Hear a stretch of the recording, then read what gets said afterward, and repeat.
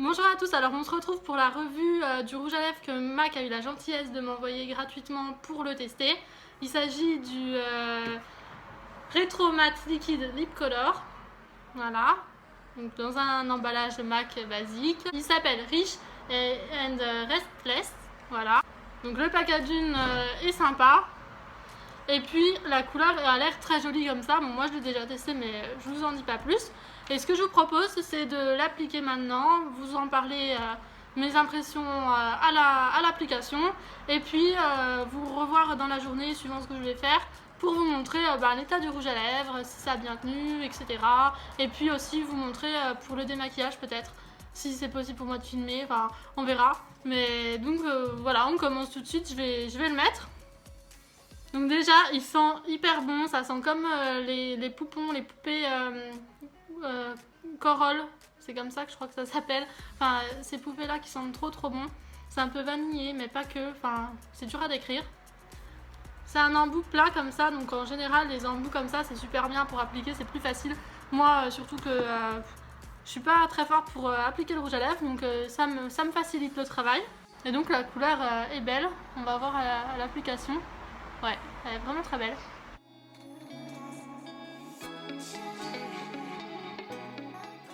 Alors par contre, il n'est pas hyper couvrant. En un passage, on voit encore un peu la lèvre et je m'en mets plein les dents, comme à chaque fois.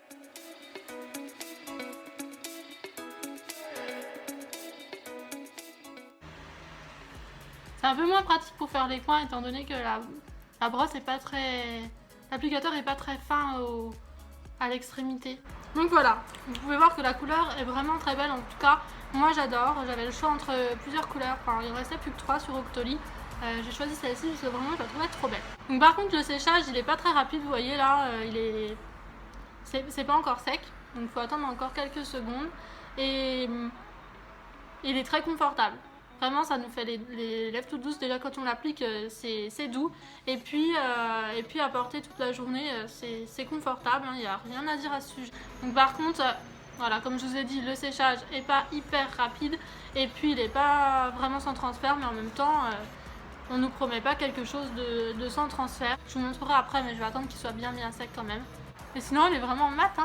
Et vraiment pas inconfortable. C'est vraiment tout doux. Ça fait vraiment les lèvres toutes douces. On croirait qu'on porte rien.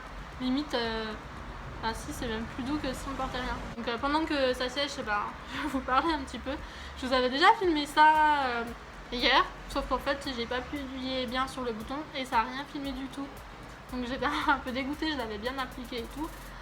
Donc du coup c'était trop tard, j'allais pas renlever et tout, j'étais sur le point de partir, donc voilà. Je pouvais pas recommencer, donc je refilme aujourd'hui. Du coup j'ai pas pu poster la vidéo aujourd'hui quoi. J'étais dégoûtée. Je pense que là il est bien sec. Je vais faire un bisou pour vous montrer. On voit légèrement mes bouches, je sais pas si vous allez voir. Si, vous voyez. Ah.